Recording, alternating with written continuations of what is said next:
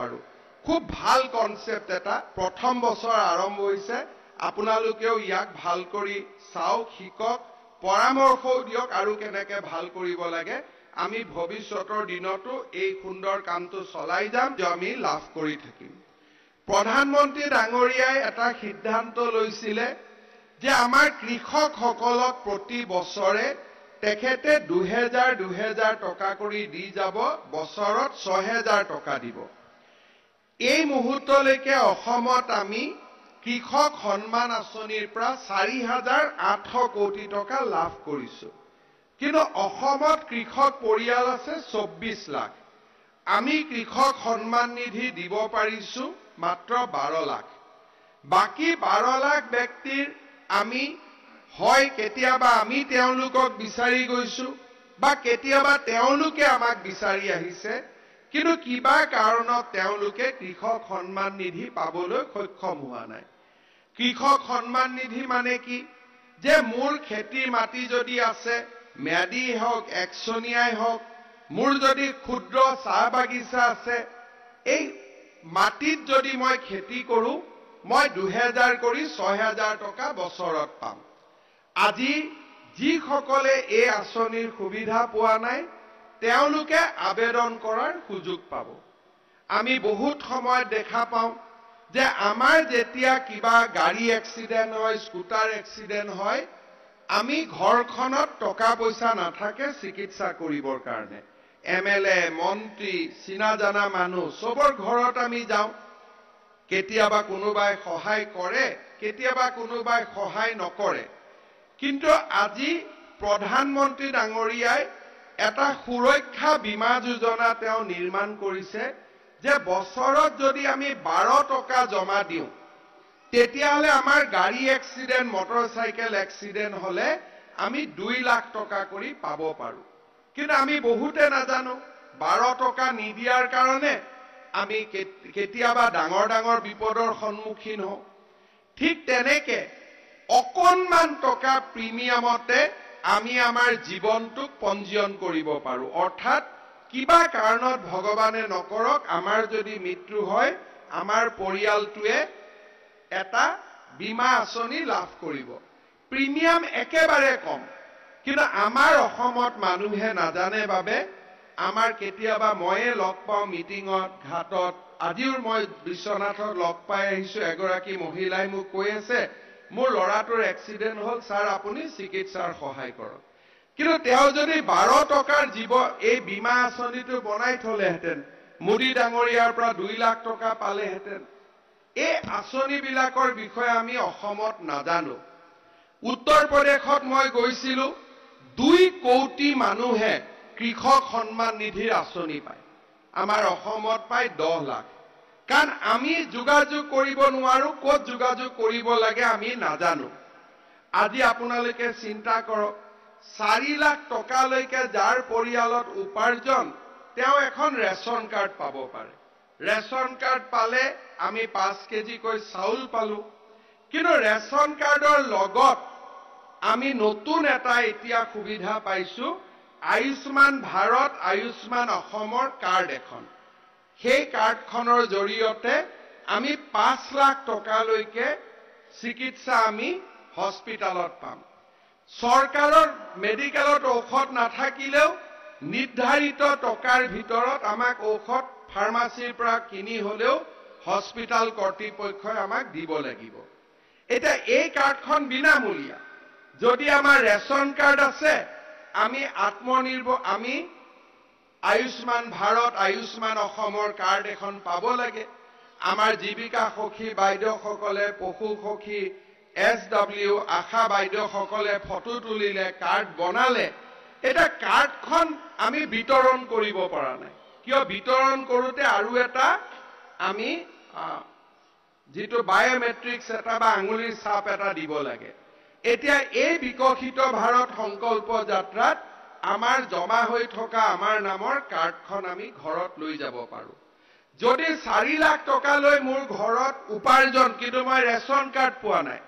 ইয়াত আমি আবেদন কৰিব পাৰো যে আমাক ৰেশন কাৰ্ড দিয়ক বহুতে মোক কৈ থাকে স্যাৰ মই ঘৰ পোৱা নাই ইয়াত আমি আবেদন কৰিব পাৰো ঘৰৰ কাৰণে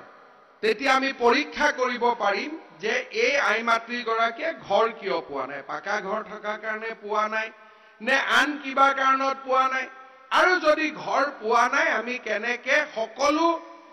পোৱাৰ সকলো যোগ্যতা থাকাৰ পিছতো যদি ঘৰ পোৱা নাই আমি দিয়াৰ ব্যৱস্থা কৰিব পাৰিম এই বিকশিত ভাৰত সংকল্প যাত্ৰা মোদী ডাঙৰীয়াই বহু কেইটা চৰকাৰী আঁচনি যাতে ৰাইজে ল'ব পাৰে তাৰ বাবে একেলগে ব্যৱস্থা কৰি দিছে সেইকাৰণে আজি আপোনালোকে মুখ্যমন্ত্ৰী শুনিব অহা নাই আপোনালোক মিটিঙত অহা নাই মিটিং শেষ হোৱাৰ পিছত এই স্থল বিলাকত গৈ নিজৰ নিজৰ যি আঁচনি আপোনালোকে পোৱা নাই তাৰ কাৰণে নাম পঞ্জীয়ন কৰিব আজি আমি ইয়াত গোট খোৱাৰ লক্ষ্যটো হ'ল সেইটো কেইদিনমান আগতে আমাৰ মন্ত্ৰী চন্দ্ৰমোহন পাটোৱাৰী ডাঙৰীয়া বৰপেটাত গৈছিলে আপোনালোকে জানে যে বৰপেটাৰ বহুত গাঁৱত আমাৰ মিয়া মুছলমান মানুহসকল থাকে মোক চন্দ্ৰমোহন পাটোৱাৰী ডাঙৰীয়াই কৈছে একদম মানুহে লাইন পাতি পাতি ৰেজিষ্টাৰ কৰি আছে আমি যদিও কওঁ কিন্তু তেওঁলোকে চৰকাৰী আঁচনিবিলাকৰ বিষয়ে আমাতকৈ আগতে শুনে আৰু বৰপেটা যেতিয়া লাইন ধৰি ধৰি মানুহে মোদী ডাঙৰীয়াৰ আঁচনি লৈ আছে তেজপুৰত আমি মানুহ মাতি আনি আছো তাৰমানে মোদীক ভোট দিয়া মানুহখিনি আঁচনিটো ল'ব আগবাঢ়ি অহা নাই আৰু হয়তো মোদীক ভোট নিদিয়া মানুহখিনি মোদী ডাঙৰীয়াক ভোট নিদিয়া মানুহখিনিয়ে লাইন কৰি কৰি আঁচনিখিনি লৈ আছে তাৰ কাৰণটো কি সজাগতা আৰু সচেতনতা আজি যদি আমাৰ সজাগতা আৰু সচেতনতা থাকে আমি সব পাম কিন্তু যদি সজাগতা আৰু সচেতনতা নাথাকে আমি ভোট দিয়াৰ পিছতো আঁচনিবিলাক নাপাওঁ আমাৰ মনটোত খং উঠি থাকে এই চৰকাৰে ইমান গেছৰ দাম কৰিলে আমাৰ ইমান গেছৰ মূল্য বাঢ়িলে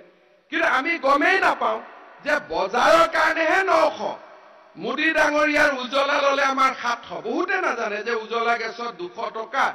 আকৌ আমাৰ বেংক একাউণ্টত আহি যায় 900 টকা কিনিব লাগে 200 টকা আমাৰ বেংকৰ একাউণ্টত জমা হৈ যায় প্ৰধানমন্ত্ৰী ফসল বীমা যোজনা বানপানী যেতিয়া হয় তেতিয়া খেতি পথাৰ নষ্ট হয় আমি সকলোৱে কৈ থাকো যে মোৰ খেতি গল চৰকাৰে আৰ্থিক সাহায্য দিয়া নাই টিভিটো নিউজ উঠি যায় যে তেওঁ কোনেও আৰ্থিক সাহায্য দিয়া নাই আৰ্থিক সাহায্য পোৱা নাই বিভিন্ন নিউজ উঠে কিন্তু যদি আমি ফসল বীমা যোজনাত আবেদন কৰি নিজৰ নামটো লিখি থওঁ চৰকাৰে আমাক নিজৰ একাউণ্টত নিজেই টকা দিব কেইদিনমান আজিৰ প্ৰায় এবছৰ আগতে লখিমপুৰ জিলাত গোটেই মহিলাসকলে বেংকৰ সন্মুখত লাইন দিলে বোলে কি যে টকাৰ বৰষুণ আহিছে ফসল বীমা যোজনাত সেইবাৰ আমি ৰাইজক কোৱা নাছিলো আমি নিজেই পঞ্জীয়ন কৰাই দিছিলো তাৰমানে বীমাৰ প্ৰিমিয়ামটো ৰাজ্য চৰকাৰে দিব লাগে কেন্দ্ৰীয় চৰকাৰে দিব লাগে হিতাধিকাৰীয়ে দিব লাগে প্ৰথম বছৰ কাৰণে অসমত হিতাধিকাৰীৰ শ্বেয়াৰটো ৰাজ্য চৰকাৰে দি দিছিলে 280 কোটি টকা বানপানীৰ পিছত আমাৰ ৰাইজে পালে মোবাইলত মেছেজ আহি আছে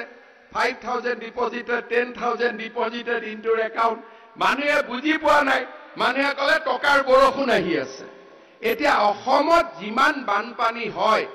আমি যদি এই কাউন্টাৰ ইয়াতে আছে প্ৰধানমন্ত্ৰী ফসল বীমা যোজনাত যদি আমি বীমা কৰো 100 টকা হ'ব বীমাৰ খৰচ বা তাতকৈ কম হ'ব ৰাজ্য চৰকাৰে লগত আৰু দিব কেন্দ্ৰীয় চৰকাৰেও দিব বানপানীৰ পিছত চৰকাৰৰ সাহায্য পোৱা নাই বুলি আমি টিভিত ক'ব নালাগে আমি মাত্ৰ মোবাইলটো চাই থাকিব লাগে কেতিয়া আমাৰ টকাটো জমা হৈ গ'ল মোদী ডাঙৰীয়াই এখন নতুন ভাৰত সৃষ্টি কৰিব খুজিছে যত এক্সিডেন্ট হল এমএলএ মন্ত্ৰীৰ ওচৰত যাব নালাগে ইন্সুৰেন্সৰ পৰা টকা পাব ঘৰত মানুহৰ মৃত্যু হল ইন্সুৰেন্সে টকা দিব কাৰো ওচৰত হাত পাতিব নালাগে বেমাৰ হল এমএলএ মন্ত্ৰীৰ তাত যাব নালাগে কাৰ্ডখন লৈ হস্পিটাল গলে 5 লাখ টকাৰ ট্ৰিটমেন্ট কৃষক হয় সাৰ কিনিব পইচা নাই 2000 টকা কৰি আমাৰ বেংক একাউণ্টত আহি থাকিলে আৰু তাৰ লগত ৰাজ্য চৰকাৰৰ আন আঁচনিবিলাক আছে কালি আমাৰ কেবিনেটত আমি সিদ্ধান্ত লৈছো যে বিভিন্ন চৰকাৰী নিয়মৰ কাৰণে যিসকলে প্ৰধানমন্ত্ৰী আৱাস যোজনা নাপাব তেওঁলোকক আমি মুখ্যমন্ত্ৰী আৱাস যোজনা দিম তাৰমানে প্ৰত্যেক সমষ্টিতে এতিয়া প্ৰধানমন্ত্ৰীৰ ঘৰৰ লগে লগে মুখ্যমন্ত্ৰীৰ ঘৰো আমি দিয়া আৰম্ভ কৰিম তাৰমানে আমাৰ সমস্যা বহুত কমিব কিন্তু সচেতনতা আৰু সজাগতা নাথাকিলে আমি চৰকাৰী আঁচনিৰ পৰা বঞ্চিত হওঁ আৰু মনত আমাৰ খং উঠি থাকে একো নিদিলে কিন্তু সব দি থৈ দিছে কিন্তু আমি নাজানো কাৰণে আমাৰ কয় মোদীক ভোট দি লাভ আছে কি বিজেপিক ভোট দিলে কি লাভ আছে কিন্তু যিসকলে ভোট নিদিয়ে তেওঁলোকে কয় ভোটটো নিদিও মোদীক কিন্তু এইটো মোদীৰ ঘৰ এইটো মোদীৰ ইলেক্ট্ৰিচিটি এইটো মোদীৰ পানী এইখন মোদীৰ কাৰ্ড এইখন মোদীৰ বিনা পইচাৰ চাউল সব মোদী ভোটটো প্ৰধানমন্ত্ৰী ডাঙৰীয়াক দিবানে ভোটটো নিদিব আৰু সেইটো বেলেগ কথা যি নহওক মোদী ডাঙৰীয়াৰ আঁচনিবিলাক সজাগতা আৰু ইয়াক জনপ্ৰিয় কৰাৰ দায়িত্ব আমাৰ ৰাইজৰ বিজেপি কৰ্মীসকলৰ এজিপি কৰ্মীসকলৰ আমাৰ চৰকাৰৰ সকলোৰে দায়িত্ব কাৰণ আমি ৰাজনীতিক সকলো কথাত নকৰো আমি দুখীয়া দৰিদ্ৰ মানুহৰ সেৱা কৰিব খোজো সেই কাৰণে আমিও নুখুদো যে তুমি কাক ভোট দিছা যোনে ফৰ্ম ফিল আপ কৰিছে হিয়ে পাই যাব যোনে 12 টকা দি এক্সিডেন্ট হলে হিয়ে 2 লাখ টকা পাব কাক ভোট দিছাটো আমি নুখুদোৱে এই কাৰণে প্ৰধানমন্ত্ৰী মোদী ডাঙৰীয়া আজি বিশ্বৰ সৰ্বশ্ৰেষ্ঠ নেতা বুলি আমি জানো কাৰণ তেওঁ সবকা সাথ সবকা বিকাশ এই নীতিৰে আগুৱাই গৈছে মই উখাপুৰ গাঁও পঞ্চায়ত আৰু সমগ্ৰ শোণিতপুৰ জিলাৰ পৰা অহা ৰাইজক এই বিকশিত ভাৰত সংকল্প যাত্ৰাত মই নিজৰ নাম পঞ্জীয়ন কৰিব নিজৰ বিভিন্ন আঁচনিৰ সহায় লোৱাৰ বাবে মই আহ্বান জনাম ভৱিষ্যতে ময়ো এই গোটেই বিকশিত ভাৰত সংকল্প যাত্ৰাটোৰ যিটো কনসেপ্ট হেতু এবাৰ মই খুব ওচৰৰ পৰা চাইছো ই বহুত লাভজনক ভৱিষ্যতে মই ভাবিছো যে অসম গভৰ্ণমেণ্টৰ আঁচনিখিনিও ইয়াৰ লগত জড়িত কৰি ভৱিষ্যতে আমি লোকসভা নিৰ্বাচনৰ পিছত আৰু এটা খুব বিকশিত ভাৰতৰ এনেকুৱা আমি যাত্ৰা কৰিম যোনে ঘৰ নাই পোৱা ঘৰ ৰেজিষ্টাৰ কৰিব পাৰিব অৰুণোদয় নাই পোৱা অৰুণোদয় ৰেজিষ্টাৰ কৰিব পাৰিব এনেকুৱা ব্যৱস্থা এটা আমি গাঁৱে গাঁৱে আমিও অসম চৰকাৰেও কৰিম কাৰণ মোদী ডাঙৰীয়াৰ পৰা শিক্ষা যেতিয়া আমি ল'ম তেতিয়া আমি নিজে বেছি শিক্ষিত হ'ম মই দেখো মই মোদী ডাঙৰীয়াৰ লগত কথা পাতো যে তেওঁৰ সমান শিক্ষাগুৰু একো নাই আধা ঘণ্টা বহিলে তেওঁৰ লগত আধা ঘণ্টা বহিলে মোৰ 10 বছৰৰ এডুকেশ্যন যেন একেলগে পাই যাওঁ তেনেকুৱা ভাৱ হয় এইকেইটা দিন মই ওচৰৰ পৰা চাই আছো মই কামৰূপ জিলাতো গলো সিদিনাখন ডিব্ৰুগড়ত এনেকে মই বিকশিত ভাৰতৰ এই কনসেপ্টটো চাই আছো আমি যদি ভালকৈ ব্যৱহাৰ কৰো মানুহৰ খং ৰাগ একোৱে নাথাকিব সব বস্তু মানুহৰ হৈ যাব কিন্তু আমাৰ জিলা প্ৰশাসনেও ভাবেও বহি থাকে বোলে এটা চৰকাৰী আঁচনি এমএলএ মন্ত্ৰীও আমি ভাবো চৰকাৰী আঁচনি আহিব যাব কিন্তু চৰকাৰী আঁচনি নহয় চৰকাৰ মানে ৰাইজ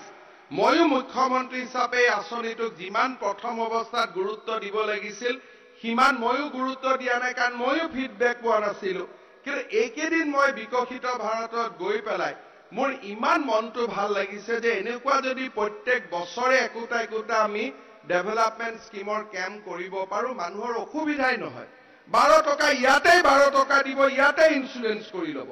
এক্সিডেন্ট হলে 2 লাখ টকা 200 টকা জমা দিলে মৃত্যুৰ পিছত 2 লাখ টকা ইন্সুৰেন্স হয় ৰেশন কাৰ্ডখন দেখালে আয়ুষ্মান ভাৰতৰ কাৰ্ড পাম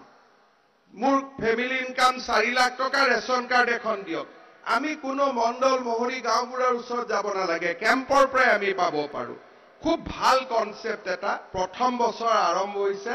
আপোনালোকেও ইয়াক ভাল কৰি চাওক শিকক পৰামৰ্শও দিয়ক আৰু কেনেকৈ ভাল কৰিব লাগে আমি ভৱিষ্যতৰ দিনতো এই সুন্দৰ কামটো চলাই যাম